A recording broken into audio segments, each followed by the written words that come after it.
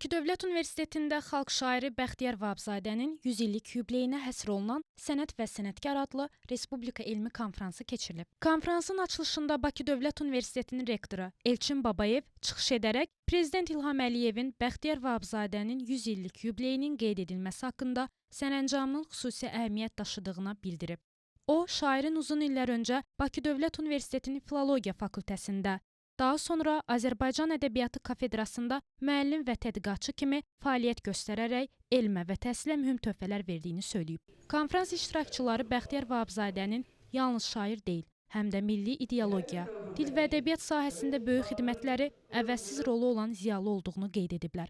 Konfrans öz işini müxtəlif iclaslarla davam etdirib. Tərlayna Abdullayeva, Zahid İbrahimov, BDU xəbər.